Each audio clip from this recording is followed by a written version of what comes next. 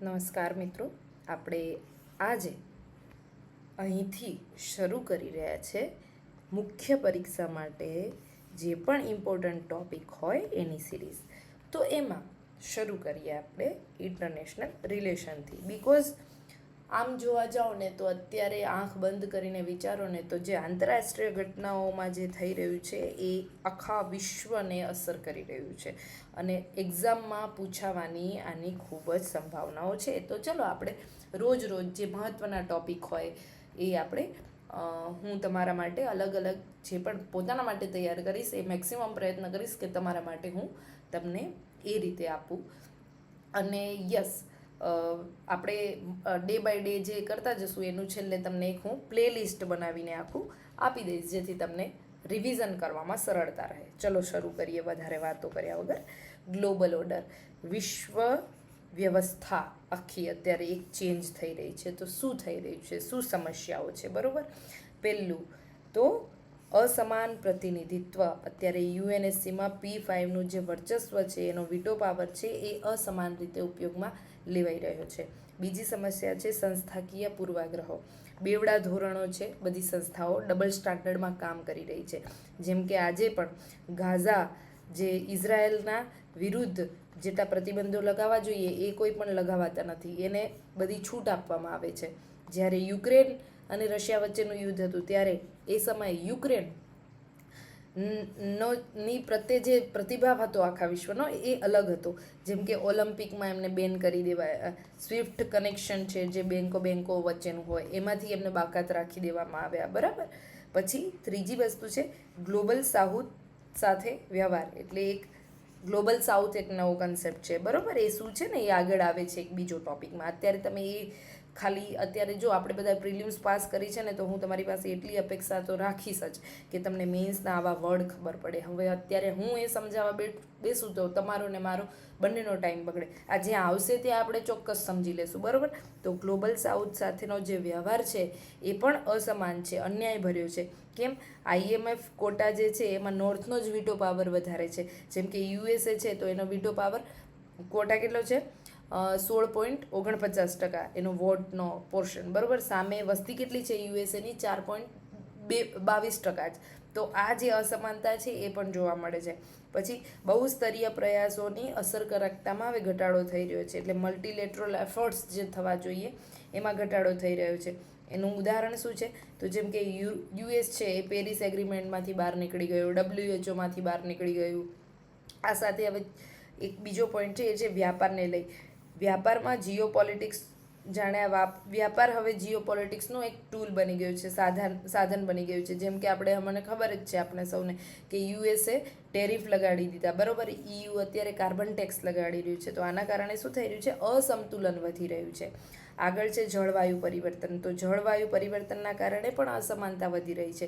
પશ્ચિમના દેશો છે એ CO2નું ઉત્સર્જન વધારે કરે છે, જ્યારે ગ્લોબલ સાઉથના દેશો છે એ ઓછું કરે છે. પણ એની નકારાત્મક અસર ક્યાં વધારે છે? ગ્લોબલ સાઉથમાં. જેમ કે જંગલોમાં આગ લાગી રહી છે, તો જે પહેલાં જેટલી લાગતી હતી ગ્લોબલ સાઉથમાં એના કરતાં વધારે હવે 193% એરિયા ઇન્ક્રીઝ થઈ ગયો કે જેમાં જંગલોમાં આગ લાગે છે, બરાબર? ટેકનોલોજી અને જ્ઞાનમાં પણ અત્યારે એક પ્રકારનું વિભાજન જોવા મળે છે. જેમ કે આ બંનેની એક્સેસ છે, આના સુધી પહોંચ છે ટેકનોલોજી અને જ્ઞાનની. તો US અને ચીનની જેવી 100 જેટલી કંપનીઓ છે કે જેમની પાસે વિશ્વનું 40% રિસર્ચ એન્ડ ડેવલપમેન્ટનું જે પોર્શન છે એ અત્યારે છે. તો આ પણ એક પ્રકારની અસમાનતા છે, બરાબર? હવે આગળ રસ્તો શું છે? તો રસ્તો છે કે શું કરવું પડશે? આ મલ્ટીલેટરલિઝમ છે એને સમાવેશી બનાવવું પડશે. એના માટે શું કરી રહ્યા છીએ, શું થઈ શકે? તો G4 કન્ટ્રીઝ છે, જેમ કે બ્રાઝિલ છે, જર્મની છે, ભારત છે, જાપાન છે. આ લોકો જે એક સહકારી પ્રયાસથી એકબીજાને મદદ કરી પરસ્પર અને યુએનએસસી માટે જે રીતે સુધાર માટેના પ્રયત્નો કરી રહ્યા છે એવા પ્રયત્નો વધવા જોઈએ. G20 છે, બ્રિક્સ છે, IPSA છે, આવા જે સંગઠનો છે મલ્ટીલેટરલ સંગઠનો એ મજબૂત બનવા જોઈએ. સહમતિ આધારિત નિર્ણય પ્રક્રિયા પર બધા નિર્ણયો લેવાવા જોઈએ. બીજો પોઈન્ટ શું કહે છે કે આપણે આના માટે શું કરી શકીએ? તો સમાનતા આધારિત એક વર્લ્ડ ઓર્ડર વિકસાવવો પડશે. ગ્લોબલ સાઉથ માટે ભારતના જે પ્રયત્નો છે એ આ દિશામાં થઈ રહ્યા સાચા પ્રયત્નો છે. રિયો ડિક્લેરેશનનો અમલ કરવો પડશે. બ્રિક્સની 17મી સમિટ છે એમાં શું કરવામાં આવ્યું? એક ઇન્ક્લુઝિવ AI ગવર્નન્સનો કન્સેપ્ટ રજૂ કરવામાં આવ્યો. બીજું, એ સમયે IMF ક્વોટામાં સમય સાથે સુધાર કરવો જોઈએ એવી પણ વાત મૂકવામાં આવી. તો યસ, આ રીતે આપણે રિયો ડિક્લેરેશનનો અમલ કરવો જોઈએ, જેમાં 2 બાબતો છે: AI ગવર્નન્સને વધારે ઇન્ક્લુઝિવ બનાવીએ અને IMF ક્વોટામાં સુધાર કરીએ. આગળ ચોથો મુદ્દો શું છે કે ડિજિટલ અને ટેકનિકલ ડિવાઇડ જે વધી રહી છે એને ઘટાડવી પડશે. આના માટે ઓપન સોર્સિસ જે રિસર્ચ અને ડેવલપમેન્ટના છે એ વધારવા પડશે. DPI ડિજિટલ પબ્લિક ઇન્ફ્રા છે એને વધારે સમાવેશી બનાવવું પડશે. અને ભારતનું ડિજિટલ પબ્લિક ઇન્ફ્રા છે એ આનું એપિટોમ ઉદાહરણ છે કે આ ગ્લોબલ સાઉથના મોડલ તરીકે અત્યારે ઉભરી રહ્યું છે. બરાબર. આગળ કહે છે કે વળી મલ્ટીલેટરલ છે જે ગ્રુપો એને મિનીલેટરલિઝમ ગ્રુપમાં વધારે સંગઠિત કરવાની જરૂર છે, જેમ કે ITU2 છે. બરાબર, કે ઇન્ડિયા, ઇઝરાયલ, US નો જે કન્સેપ્ટ છે એ, અને IMEC India middle east economic corridor. તો આવા જે મિનીલેટરલ ગ્રુપો છે એમને પરસ્પર વધારે પૂરક બનાવવાની જરૂર છે. હવે આગળ વાત એવી છે કે 1945ના આધારે આપણે એક વ્યવસ્થા ઊભી કરી હતી, પરંતુ એ સંગઠનો હવે રિલેવન્ટ રહ્યા નથી, કારણ કે વાસ્તવિકતા બદલાઈ ગઈ છે, જવાબદારીઓ પણ બદલાઈ ગઈ છે ને 21મી સદીની વાસ્તવિકતાને હવે પ્રતિબિંબિત કરતું હોય એવી એક વ્યવસ્થા અને એવો એક ગ્લોબલ ઓર્ડરની જરૂર છે. તો આ એક આપણે જોયું કે બરાબર. તો જોઈએ ગ્લોબલ ઓર્ડર ફરી એક વખત રિવિઝન કરી લઈએ. ગ્લોબલ ઓર્ડરમાં શું સમસ્યાઓ છે? અસમાન પ્રતિનિધિત્વ છે, જેમ કે UNSCમાં P5નું વિટો પાવર, સંસ્થાકીય પૂર્વાગ્રહો છે, એમાં બેવડા ધોરણો, ડબલ સ્ટાન્ડર્ડ, ગાઝા અત્યારે યુદ્ધમાં છે તો ઇઝરાયલ વિરુદ્ધ કોઈ પ્રતિબંધ નહીં, અને યુક્રેનની સામે આપણે બધા આવા પ્રતિબંધો મૂકી દીધા. ગ્લોબલ સાઉથ સાથે આપણો વ્યવહાર કેવો છે? અસમાન છે. નોર્થનો વિટો પાવર IMFમાં, અહીંયા USનું ઉદાહરણ આપીને આપણે સમજાવી દેવાનું. પછી બહુસ્તરીય પ્રયાસોની અસરકારકતા ઘટી રહી છે. US જેમ કે પેરિસમાંથી હટી ગયું, WHOમાંથી હટી ગયું. વ્યાપાર, જીઓપોલિટિક્સનું અત્યારે ટૂલ જાણે બની ગયું છે. બરાબર. ટ્રેડ ટેરિફ, EUનો કાર્બન ટેક્સ. તો આના કારણે વ્યાપારમાં અસંતુલન વધી રહ્યું છે. જળવાયુ પરિવર્તન વધારે કરે છે પશ્ચિમ દેશો, એનો ભોગ કોણ બને છે? ગ્લોબલ સાઉથ દેશો. પછી ટેકનોલોજી અને જ્ઞાનમાં પણ એક પ્રકારનું ડિવિડેશન છે. એવી કંપનીઓ છે કે જે US અને ચીનની છે ને એની પાસે જ 40% R&D જાય છે. તો શું કરી શકાય આમાં? શું કરવો જોઈએ? તો મલ્ટીલેટરલિઝમને વધારે સમાવેશી બનાવવું જોઈએ. G4, G20, BRICS, IPSA આવા સંગઠનો મજબૂત કરવા જોઈએ. સહમતિના આધારે નિર્ણય લેવો જોઈએ. સમાનતા આધારિત એક વર્લ્ડ ઓર્ડર તૈયાર કરવો જોઈએ. ગ્લોબલ સાઉથ માટે ભારતના પ્રયત્નો પ્રશંસનીય છે. રિયો ડિક્લેરેશન છે એનો પણ અમલ કરવો જોઈએ. એમાં વાત શેની છે? તો AIનું જે ગવર્નન્સ છે એને સમાવેશી બનાવવાની, અને IMFનો ક્વોટા છે એને સમય સાથે સુધારવાનો. ડિજિટલ અને ટેકનિકલ વિભાજન છે એને ઘટાડવાનું છે. ઓપન સોર્સિસ વધારવાના છે. DPIને વધારે મજબૂત બનાવવાનું છે. ભારતનું ડિજિટલ પબ્લિક ઇન્ફ્રા છે એ એપિટોમ ઉદાહરણ છે. અને મિનીલેટરલિઝમના જે ગ્રુપ છે ITU2, IMEC જે આપણો ઇકોનોમિક કોરિડોર છે એને પરસ્પર પૂરક વધુ મજબૂત બને એવા પ્રયાસો કરવા પડશે. તો 1945ના આધારે, અંતે કહેવાનું કે 1945ના આધારે જે એક વર્લ્ડ ઓર્ડર તૈયાર થઈ ગયો એ હવે રિલેવન્ટ નથી, માટે 21મી સદીને રિલેવન્ટ હોય એવો એક વર્લ્ડ ઓર્ડર તૈયાર કરવાની જરૂર છે. ચલો હવે આપણે આગળ વાત કરીએ હતી ને કે ગ્લોબલ સાઉથનો ટોપિક આવશે ત્યારે આપણે ભણીશું ગ્લોબલ સાઉથ શું છે. તો યસ, ગ્લોબલ સાઉથ છે ને એ અને નવો વર્લ્ડ ઓર્ડર આ બંને એકબીજા સાથે કઈ રીતે સંકળાયેલા છે? તો આપણા પ્રધાનમંત્રી નરેન્દ્ર મોદી છે એ વર્લ્ડ ઓર્ડરમાં ગ્લોબલ સાઉથના મહત્ત્વને વધારવા પર ભાર મૂકે છે. વર્લ્ડ વોર બીજા પછી બાયપોલર એક આખી દુનિયા તૈયાર થઈ, જેમાં US અને USSRનો એક મોટો રોલ હતો. પરંતુ શું થયું? USSRનું વિઘટન થયું, એના પછી જાણે US સુપર પાવર બની ગયું, અને સુપર પાવરના કારણે વિશ્વ આખું યુનિપોલર વર્લ્ડમાં કન્વર્ટ થઈ ગયું હતું. ગ્લોબલ સાઉથ એટલે શું? તો ટેકનોલોજીકલ ટર્મમાં, સામાજિક સ્તરે અને ઇકોનોમિક સ્તરે જે પણ દેશો ઓછા વિકસિત છે એ દેશોને ગ્લોબલ સાઉથના દેશો કહેવામાં આવે છે. મોટાભાગે આવા દેશો દક્ષિણ ગોળાર્ધમાં આવેલા છે, જેમ કે આફ્રિકા, એશિયા અને લેટિન અમેરિકાના દેશો.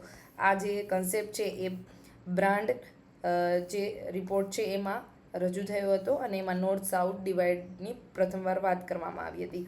કેવી રીતે ગ્લોબલ સાઉથ છે એ ન્યૂ વર્લ્ડ ઓર્ડર ક્રિએટ કરી રહ્યો છે? તો આપણે જોયું કે મલ્ટીલેટરલ સુધાર કરવાની આમાં વાત છે. વિશ્વની જે શાસન વ્યવસ્થા છે, ગ્લોબલ ઓર્ડર છે, ગવર્નન્સ ઓર્ડર છે, એમાં જે આ સંસ્થાઓ છે UNSC છે, વર્લ્ડ બેંક છે, WTO છે, આમાં સુધારાની માંગ કરવામાં આવી રહી છે. અને આ સુધારાની માંગ કેવી છે? એ વધારે ને વધારે એમને સમાન બનાવવાની માંગ છે. પછી આર્થિક વૃદ્ધિ, ગ્લોબલ સાઉથમાં વિશ્વનો 40% વેપાર ક્યાં થાય છે? આ ગ્લોબલ સાઉથમાં થાય છે, આંકટાડના રિપોર્ટ મુજબ, બરોબર. માટે ગ્લોબલ સાઉથ વધારે મહત્વનું છે ન્યૂ વર્લ્ડ ઓર્ડરને ક્રિએટ કરવામાં. ક્રિટિકલ મિનરલ મોટા ભાગે ક્યાં છે? તો જેમ કે લેટિન અમેરિકા છે તો ત્યાં લિથિયમ ટ્રાયેંગલ આવેલો છે. રિપબ્લિક ઓફ કોંગો ડેમોક્રેટિક તો ત્યાં કોબાલ્ટનું વધારે પ્રમાણ છે, તો કોબાલ્ટ ક્લબ, બરોબર. અને આ બંને ગ્રીન ટ્રાન્ઝિશન, અત્યારે ઈવી જે ટેકનોલોજીઓ છે, ઈવી ઓટોમેશન થઈ રહ્યું છે, એમાં આ બધાનો ખૂબ જ જરૂરી ઉપયોગની માંગ છે. પછી વૈકલ્પિક સંસ્થાઓને વધારે મજબૂત બનાવવાની છે. કઈ કઈ વૈકલ્પિક સંસ્થાઓ છે? તો એનડીબી છે, બ્રિક્સ છે, સીઆરએ શું છે? તો બ્રિક્સનો જ એક કન્સેપ્ટ છે, એને કહેવાય છે કન્ટીજન્સી રિઝર્વ અરેન્જમેન્ટ, બરોબર. કન્ટીજન્સી રિઝર્વ અરેન્જમેન્ટ, આકસ્મિક રિઝર્વ વ્યવસ્થા એવું કહી શકાય ગુજરાતીમાં. તો આ પ્રકારનું એક વૈકલ્પિક સંસ્થાઓને હવે વધુ મજબૂત બનાવવાની જરૂર છે. આક્રમક કૂટનીતિ આપણે વધારવી પડશે, એટલે કે અઝર્ટિવ ડિપ્લોમસી વધારવાની જરૂર છે, બરોબર. એક્ઝામ્પલ તરીકે લોસ એન્ડ ડેમેજ ફંડ છે એ આનું ઉદાહરણ કહી શકાય કે COP27માં આપણે લોસ એન્ડ ડેમેજ ફંડની માંગ કરી હતી. યુએનમાં સુધારની માંગ છે, ગ્લોબલ ઓર્ગેનાઇઝેશનમાં સુધાર, જેમ કે G7 જેવા સંગઠનો છે એમાં સુધારની માંગ છે. તો આ બધું શેનો ઉદાહરણ છે? તો એક અઝર્ટિવ ડિપ્લોમસી અત્યારે વધી રહી છે. વસ્તીના માળખામાં ગ્લોબલ સાઉથના દેશો એ વધુ મજબૂત પક્ષ ધરાવે છે. અહીંયા ડેમોગ્રાફિક ડિવિડન્ડ વધારે છે. જ્યાં ડેમોગ્રાફિક ડિવિડન્ડ વધારે હોય ત્યાં ઇકોનોમીનું પોટેન્શિયાલિટી વધારે હોય. જો તમે આ ડેમોગ્રાફિક ડિવિડન્ડને વધારે સ્કિલફુલ બનાવો તો તમારી અર્થવ્યવસ્થા એટલી વધારે ગ્રો કરી શકે. અને બીજું, અહીંયા કન્ઝપ્શન પાવર હોય. જ્યાં કન્ઝપ્શન પાવર હોય ત્યાં ડિમાન્ડ પાવર હોય. જ્યાં ડિમાન્ડ પાવર હોય ત્યાં પ્રોડક્શન પાવર હોય. તો આ બધું આ રીતે સંકળાયેલું છે, બરાબર. વાઇબ્રન્ટ સાઉથ કોર્પોરેશન, આ એક કન્સેપ્ટ હવે વધારે અહીંયા ગ્લોબલ સાઉથમાં વધારે વાઇબ્રન્ટ થઈ રહ્યું છે. તો હવે જોઈએ ભારત અને ગ્લોબલ સાઉથ આ બંને કઈ રીતે સંકળાયેલા છે. તો ભારત છે ને એ આર્થિક સહકારિતા એની છે એ વધારે મજબૂત બનાવી રહ્યું છે. કોની સાથે? કઈ રીતે? તો વ્યાપાર કરીને અને રોકાણ કરીને. ક્યાં? આફ્રિકા અને લેટિન અમેરિકામાં. ટેલિકોમ, ફાર્મા, જેનરિક મેડિસિન, આ બધામાં ભારતનો મોટો ફાળો છે, બરોબર. વિકાસ માટે પણ સહાય કરે છે ભારત. ઇન્ફ્રાસ્ટ્રક્ચર પ્રોજેક્ટ હોય, લાઇન ઓફ ક્રેડિટ આપવાની હોય, કેપેસિટી બિલ્ડિંગ કરવાનું હોય. એક્ઝામ્પલ આપી દેવાનું. ક્યાં? પાન આફ્રિકા નેટવર્ક છે, જેમાં આપણે વિદ્યા ભારતી, આરોગ્ય ભારતી નેટવર્કનો ત્યાં આપણે મદદ કરી છે આનાથી. હવે બહુસ્તરીય સંગઠનમાં ભારતનું જોડાણ, જેમ કે ઇન્ટરનેશનલ સોલાર અલાયન્સ છે, પછી કોઆલેશન ફોર ડિઝાસ્ટર રેઝિલિયન્સ ઇન્ફ્રાસ્ટ્રક્ચર છે, આ ઇન્ડિયા આફ્રિકા ફોરમ સમિટ છે. આ શું છે? નાના જે આઇલેન્ડ ટાપુ છે એમને અને જે આપણા જે એશિયન કન્ટ્રીઝ છે, સાઉથ ઇસ્ટ એશિયન કન્ટ્રીઝ, એના માટે ડિઝાસ્ટર રેઝિલિયન્ટ ઇન્ફ્રાસ્ટ્રક્ચર ઊભું કરવા માટેનું એક, અને આનું હેડક્વાર્ટર પણ ક્યાં છે? દિલ્હીમાં છે પ્રોબેબલી. પછી ડિપ્લોમેટિક બ્રિજ, હવે આપણી કૂટનીતિને છે ને એક સેતુ માર્ગ તરીકે આગળ લઈ જવાની છે. જેમ કે વેસ્ટમાં પણ આપણે ડિપ્લોમસીથી આપણા સંબંધોને વધારે મજબૂત બનાવવાના છે અને ગ્લોબલ સાઉથમાં પણ મજબૂત બનાવવાના છે. હવે આ બધું ક્યાં કામ લાગશે? તો આબોહવા પરિવર્તનને લઈને આપણે કોઈ આપણો પક્ષ રજૂ કરવો હોય વિશ્વ સ્તરે મજબૂત, વ્યાપાર, સુરક્ષા વગેરે ક્ષેત્રોમાં બહુ કામ લાગે. બૌદ્ધિક નેતૃત્વ છે એ ભારતે વધારવાની જરૂર છે. એમાં દક્ષિણી કરીને એક આપણે નોલેજ રિપોઝિટરી સ્થાપી છે, જે શું છે? એક થિંક ટેન્ક છે. આ સેન્ટર ઓફ એક્સલન્સ છે ગ્લોબલ સાઉથ માટેનું. યાદ રાખવાનું છે. શું છે? દક્ષિણી. હવે આ જે ગ્લોબલ સાઉથ છે એના એક પડકારો પણ છે. તો એ પડકારો, એની ટીકાઓ એમાં શું થઈ રહી છે? તો આ ગ્લોબલ સાઉથ ટર્મ છે ને એ અસ્પષ્ટ વિભાવના છે. શું છે એકચ્યુઅલી એનો કોન્ક્રીટ કોઈ અર્થ નથી કાઢી શકાતું, બરાબર. બીજું, ગ્લોબલ સાઉથના હિતો અલગ અલગ છે. જેમ કે ચીનના હિત અલગ છે, ભારતના અલગ છે, લીસ્ટ ડેવલપ કન્ટ્રીઝ છે એમના હિતો અલગ છે. પછી આમાં જોખમ પણ છે, જેમ કે ડેપ ટ્રેપ વધી ગયું COVID-19 પછી, બરાબર. એટલે આ કન્ટ્રીઝ છે ને અત્યારે દેવામાં ફસાયેલા છે. જીઓ પોલિટિકલ અત્યારે તણાવ અહીંયા વધી રહ્યો છે. પછી જે પણ સુધારા થાય એને અમલીકરણમાં ગ્લોબલ સાઉથમાં મૂકવા હોય તો બધા વચ્ચે આ એક અંતર જોવા મળે છે, એક ગેપ જોવા મળે છે. તો આટલા એના પડકારો છે. હવે અહીંયા જોઈએ કે ભારત છે ને, આપણે અહીંયા જોયું કે ગ્લોબલ સાઉથમાં એનું આર્થિક સહકારિતા છે, વિકાસ માટે સહાય કરે છે, બહુસ્તરીય સંગઠનો સાથે અલગ અલગ જોડાણ કરે છે, ડિપ્લોમેટિક બ્રિજ મજબૂત બનાવે છે, બૌદ્ધિક નેતૃત્વ મજબૂત બનાવે છે. પરંતુ સાથે ભારત બીજી પણ કેટલીક પોતાની નેતૃત્વ ની જે શક્તિ છે એ દર્શાવી રહ્યું છે. જેમ કે ભારત વાત કરે છે શેની, લોકલ ઓનરશિપ એટલે આત્મનિર્ભર થવાની, અને ગ્લોબલ ક્રેડિબિલિટી એટલે આંતરરાષ્ટ્રીય સ્તરે વધારે વિશ્વસનીય ગ્લોબલ સપ્લાય ચેનનો ભાગ બનવાની. તો આ જે સાઉથ કોર્પોરેશન છે એ અહીંયાથી જ વિકસ્યું છે, બરાબર. પછી પાર્ટનર ગવર્મેન્ટની વાત કરે છે. ભારત છે ને એને India UN development partnership fund એક બનાવ્યું છે. એ શું છે, પાર્ટનર ગવર્મેન્ટ એટલે જ્યારે પણ કોઈ સરકાર છે, કોઈ પણ દેશ છે મુશ્કેલીમાં હોય તો અહીંયાથી આપણે એને મદદ કરી શકીએ વિકાસ માટે. પછી આપણી મિનિસ્ટ્રી ઓફ એક્સટર્નલ અફેર્સ છે એ શું કરે છે, ઇન્ડિયા ટેકનિકલ એન્ડ ઇકોનોમિક કોર્પોરેશનની ટ્રેનિંગનું એક વિંગ બનાવ્યું છે, અને આપણે 160થી વધુ દેશોમાં આ રીતે આપણે કેપેસિટી બિલ્ડિંગની આના દ્વારા ટ્રેનિંગ આપીએ છીએ. પછી India development and economic assistance scheme છે, જેને કહેવાય છે આઈડિયાઝ. તો આ જે IDESની જે સ્કીમ છે, India development economic assistance scheme, એ નાના ટાપુ દેશો હોય, ઓછા વિકસિત દેશો હોય, એમાં એક્સપોર્ટ ઇમ્પોર્ટ બેંક દ્વારા આફ્રિકન છે અને નોન આફ્રિકન કન્ટ્રીઝ છે એમને મદદ કરે છે. તો આ જે આખું હતું એ હતું આપણું ગ્લોબલ સાઉથ કઈ રીતે નવા વર્લ્ડ ઓર્ડરને શેપ કરવામાં ભૂમિકા ભજવી શકે. તો ચલો આનું પણ એક આપણે રિવિઝન કરી લઈએ કે ગ્લોબલ સાઉથ છે એ કઈ રીતે નવો વર્લ્ડ એમાં કેમ મહત્ત્વનું છે. એક તો કે આપણા પ્રધાનમંત્રીએ આ બાબતે વાત કરી છે. World War II પછી બાયપોલર થઈ ગઈ દુનિયા, USSRનું વિઘટન થયું, અને પછી યુનિપોલાર થઈ ગયું, કારણ કે US સુપર પાવર બની ગયું. ગ્લોબલ સાઉથ એટલે શું, ટેકનોલોજીકલ, સામાજિક અને GDPના સ્તરે જે ઓછા વિકસિત દેશો હોય અને મોટાભાગે દક્ષિણ ગોળાર્ધમાં આવેલા હોય એવા દેશો. આ બ્રાન્ડ રિપોર્ટ છે જે એના પછી આ ટર્મ વધારે પ્રચલિત બન્યો. કેવી રીતે ગ્લોબલ સાઉથ અત્યારે મહત્ત્વનું છે, તો મલ્ટીલેટરલ સુધારની માંગ કરી રહ્યું છે UNSC, વર્લ્ડ બેંક, WTOમાં, બરાબર. પછી આર્થિક વૃદ્ધિ, તો વિશ્વનો 40% વ્યાપાર છે એ અહીંયા થાય છે. ક્રિટિકલ મિનરલમાં લેટિન અમેરિકા છે, lithium triangle, DRC, cobalt club, બરાબર. વૈકલ્પિક સંસ્થાઓ છે, NDB છે, બ્રિક્સ છે. તો આ લોકો આવા અલગ અલગ ફંડ જે આકસ્મિક આપણને કામ લાગી શકે, સાઉથના દેશો એકબીજાને મદદ કરી શકે, તો એના માટે સ્થાપી રહ્યા છે. પછી અઝર્ટિવ ડિપ્લોમસી આપણે અપનાવી રહ્યા છે, જેમ કે લોસ એન્ડ ડેમેજ ફંડની આપણે વાત કરી છે. પછી શું છે આગળ, તો વસ્તીના માળખામાં પણ ડેમોગ્રાફિક ડિવિડન્ડના સ્તરે આપણે સાઉથમાં એટલે આપણું વધારે મજબૂત છે, અને એટલે આપણે વાઇબ્રન્ટ સાઉથ કોર્પોરેશનને અત્યારે વધારે મજબૂતી પ્રદાન કરી શકીએ છીએ. ભારત અને ગ્લોબલ સાઉથ, તો ભારત આર્થિક સહભાગિતા વધારી રહ્યું છે, જેમ કે આફ્રિકા અને લેટિન અમેરિકામાં ટેલિકોમ, ફાર્મા, જેનરિક મેડિસિન, વિકાસ માટે સહાય, ઇન્ફ્રામાં line of credit, capacity building કરશે, પાન આફ્રિકન નેટવર્ક, વિદ્યાભારતી, આરોગ્ય વિદ્યાભારતી નેટવર્ક, ઓકે.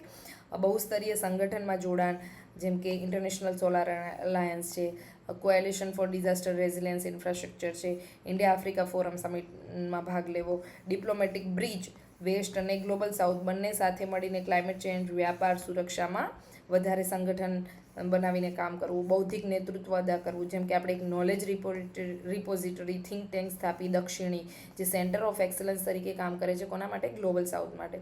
પરંતુ કેટલાક અગેઇન એની કેટલીક આલોચનાઓ પણ છે કે આ સ્પષ્ટ, આનું વિભાવના સ્પષ્ટ નથી, હિતો અલગ છે, દેવામાં ફસાયેલા દેશો છે, જીઓપોલિટિકલ તણાવ વધી રહ્યો છે ત્યાં, અને જે પણ ઇમ્પ્લિમેન્ટેશન છે એમાં શું થાય છે, ત્યાં અંતર વધારે છે. તો આ જે હતું આપણે બે જોઈ કે ગ્લોબલ ઓર્ડર, ઓકે, અને એમાં સમસ્યાઓ શું શું છે, આગળ રસ્તો શું છે, અને કેમ હવે આની સુધારવાની જરૂર છે, અને ગ્લોબલ સાઉથ આ નવો વર્લ્ડ ઓર્ડરમાં એનું શું મહત્ત્વ છે. તો આશા છે કે આપને આ પ્રયાસ છે એ ગમ્યો હશે.